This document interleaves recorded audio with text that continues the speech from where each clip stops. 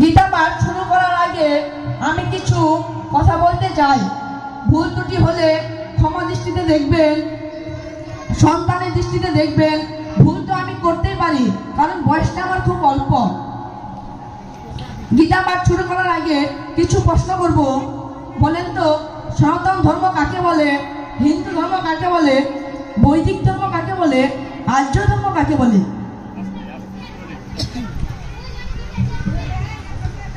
আমাদের ধর্মের নাম সনাতন ধর্ম, আমাদের ধর্মের নাম বৈদিক ধর্ম, আমাদের ধর্মের নাম আর্য ধর্ম, আবার আমাদের ধর্মকে হিন্দু ধর্ম বলা হয়। কিন্তু কেন? এগুলো আমাদের জানতে হবে। ধর্মের নামে যা খুশি তাই করে বেড়াচ্ছে। এখনকার ছেলেমেয়েরা তো কিছুই জানে না। তাই আমাদের ধর্ম নিয়ে ডিসকাস করতে হবে। যেমন আমাদের অন্যান্য ফিলোসফিতে দেখি খ্রিস্টান ধর্মের প্রবর্তক যীশু খ্রিস্ট, বৌদ্ধ ধর্মের প্রবর্তক গৌতম বুদ্ধ, শিখ ধর্মের প্রবর্তক গুরু নানক। তাহলে আমাদের যে সনাতন ধর্ম, এই সনাতন ধর্মের প্রবর্তক কে? কে আনলো এই ধর্ম? কে বানিয়েছে এই ধর্ম? কেউ বলবে শ্রীকৃষ্ণ। কেন? শ্রীকৃষ্ণ তো দ্বাপর যুগে, তার আগে কি সনাতন ধর্ম ছিল না? হ্যাঁ ছিল। তো রামচন্দ্র, এই রামচন্দ্র তো ত্রেতা যুগের, তার আগে কি সনাতন ধর্ম ছিল না? তখন বলবে হ্যাঁ ছিল। তো নারায়ণ নারায়ণ নারায়ণ তো সত্য যুগের, তার আগে কি সনাতন ধর্ম ছিল না? তখন আমরা চুপ হয়ে যাই। একজন লোক মস্করা করে বলছে তোদের তো বাবাই ঠিক নেই। কিন্তু কেন? কারণ সব ধর্মের প্রবর্তক আছে, তোদের নেই। আমরা উত্তরটা দিতে পারি না। এর উত্তরটা কি? একজন মহাপুরুষকে প্রশ্ন করা হলো, বলেন তো আমাদের যে সনাতন ধর্ম, এই সনাতন ধর্মের প্রবর্তক কে? কে আনলো এই ধর্ম? কে বানিয়েছে এই ধর্ম? তত মহাপুরুষ কি উত্তর দিলেন, এই যে একটা লোক একাকী রাস্তা দিয়ে হাঁটছে, হাঁটতে হাঁটতে দেখে রাস্তার ধারে একটা টিউবওয়েল পড়ে আছে। টিউবওয়েলের সামনে একটা নেম প্লেট বসানো আছে। কি লেখা? যে আমি কৈলাস চন্দ্র রায়, আমার পূজনীয় পিতা বিশম্বর রায়ের তিথির উদ্দেশ্যে এই নলকূপখানি আমি খনন করলাম। কৈলাস বাবু খুব ভালো, তার নামও আছে, সালও আছে। কত তৃষ্ণার্ত লোক, তাদের তৃষ্ণা মিটিয়েছে। কৈলাস বাবু খুব ভালো, বাহ।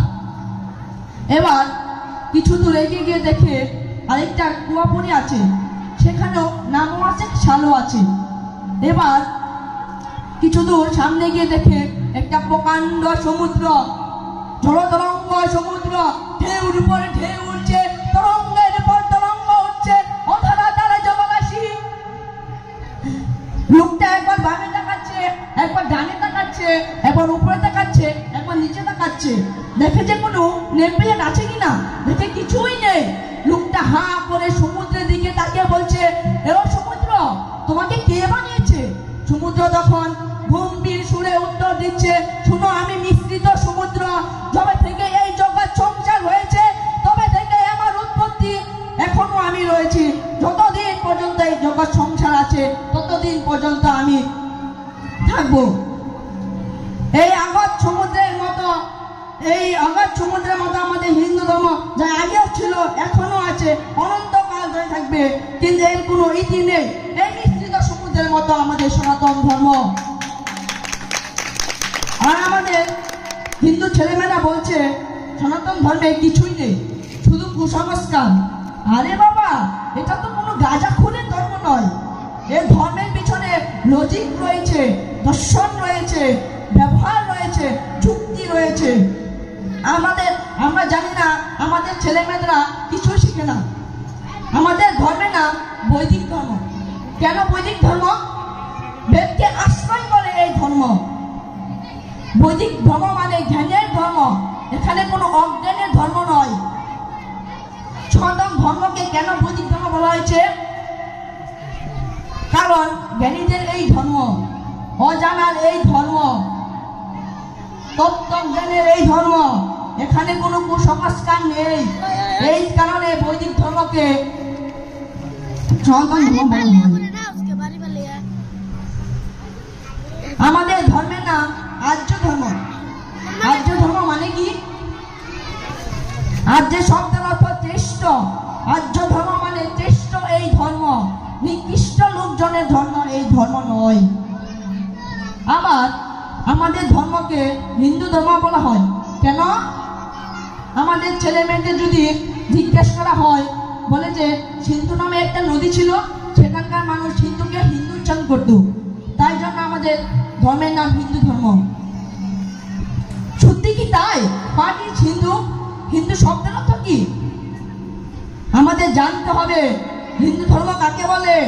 যারা হীন কাজ করে না, যারা মন্দ কাজ করে না, যারা ভালো কাজ করে, যারা অসৎ পথ পরিত্যাগ করে ভালো কাজ করে, যারা অজ্ঞতাকে দূর করে জ্ঞানের দিকে যায়, যারা অন্ধকার ঠেলে দিয়ে আলোর দিকে যায়, যারা সকালে ঘুম থেকে উঠে পরের সমালোচনা না করে ধর্মের গুণগান গায়, এমন আলোকিত মানুষই হিন্দু, এমন জ্ঞানী মানুষই হিন্দু, এমন শ্রেষ্ঠ মানুষই হিন্দু।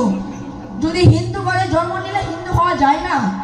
আপনাদের আমি অনুরোধ করব, আমাদের এই শ্রেষ্ঠ ধর্মকে আর কলঙ্কিত করবেন না। এই বলে সকলের কাছে ক্ষমা চেয়ে আমার কথা শেষ করছি।